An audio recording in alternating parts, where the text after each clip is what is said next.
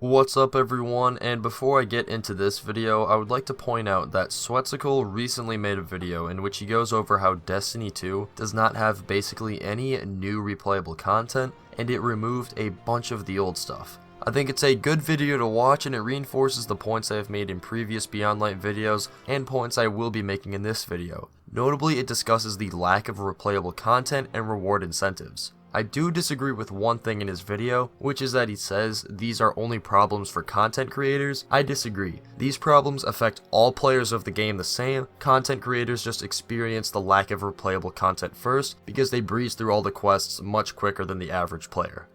Now, what do I mean by Destiny 2 will not survive until Lightfall? Well, to put it simply, the game itself may still be around, and it may still have some players. But the player count will be nowhere near what it is now, and the game will have much less content, like less than it has ever had before, and it may have some of the poorest reception the franchise has ever had. So why is this?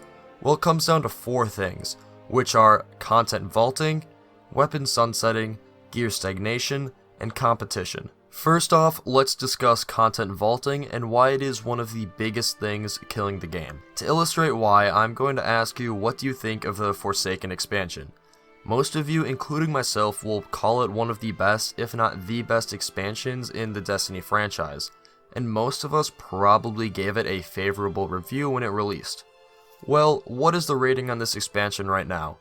Well, currently on Steam, it is 45% positive, meaning over half of the people who have recently reviewed the expansion do not recommend it.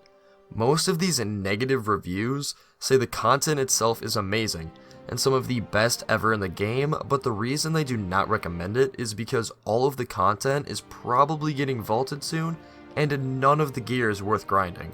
And it's the same story with Shadowkeep, except that expansion is sitting at 25% positive. Yikes. These expansions didn't earn these ratings through their quality of content, they earned these low scores through how Bungie treated their own content. Like, Bungie, I hate to break it to you, but expansions that players spend $80 on, those players don't appreciate it when you make 90% of the content in those expansions completely useless. So I don't really know what you were expecting with this one. And I also don't know what you're going to expect with Beyond Light going forward, because a year from now, people are just going to be like, well, I mean, it's going to get vaulted soon, so why would I buy it now? And while we're on the topic of content vaulting, let's also discuss my second point, which is gear sunsetting, because these two things go hand in hand. Weapon sunsetting basically vaulted all of Shadowkeep's and Forsaken's content early, because now that gear from these expansions are worthless, so are their activities in most players' eyes. So aside from the Last Wish and Garden of Salvation raids, these expansions and their content might as well have been vaulted along with the rest of all the content we just lost. And what was the reasoning Bungie gave for sunsetting all of our gear? They said it was to allow for them to create crazy and broken recluse-like weapons. Well, we have Beyond Light, and I'm not seeing any of these recluse-like weapons. All I see is either gear that is equal to or worse than the gear we just lost, and the only reason we're chasing it is because Bungie arbitrarily made our old gear worse. This is complete gear stagnation, where we grind gear, not because it's more powerful than what we have, but because, as I just said, Bungie put an arbitrary number next to our gear that has no effect outside of determining if we get one shot or not. Because, as Mtash put it, power level isn't to get more powerful, it's to get less weak. So let's go over what is relevant in this game currently. So first off, Europa and all of the content associated with that planet. Then there's the Last Wish raid, the Garden of Salvation raid, any gear newer than Season of Dawn, the Cosmodrome content, and core activities. All other content in the game might as well have been deleted, because literally all other content is entirely irrelevant to the game. Do you want to go onto the patrol zones and do the activities from these older expansions? Well, I hope you didn't plan on using any of the gear you earned from those, because there's no point in getting it. Like, you can't use it in any in-game activities, it's not worth the grind. Or I hope you didn't plan on doing the dungeons, which themselves are kind of fun, but none of the loot that you earned from them is at all useful anymore, so they completely removed the incentive from that. Like, entirely arbitrarily. Like, they could have updated the loot pool to include, like, the Prophecy dungeon loot pool, but no, because Bungie's just lazy like that, I guess. Or because they just don't want players to play content they paid for. I mean, it's Bungie's game, not mine, so I mean, if that's their choice, I mean, I think it's stupid, but they can go right ahead and go for it.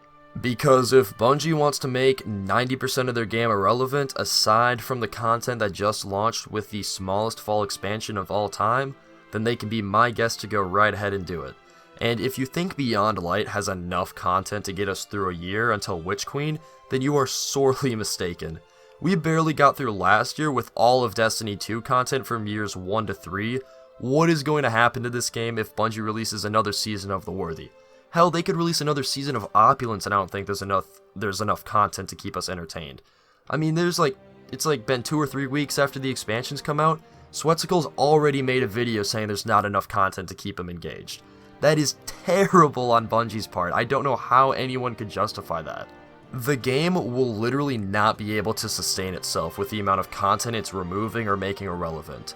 The only reason players will stick with Destiny is because they have no other option, which brings me to my final point, which is Destiny occupies a very specific but popular niche of first-person advanced mobility sci-fi looter-shooter with MMO elements. And the only reason Destiny 2 has been able to hold on to its player base is because either games are not similar enough to take its player base, like Division 2 or Borderlands, or because the games that may be similar enough fail and kill themselves like Anthem.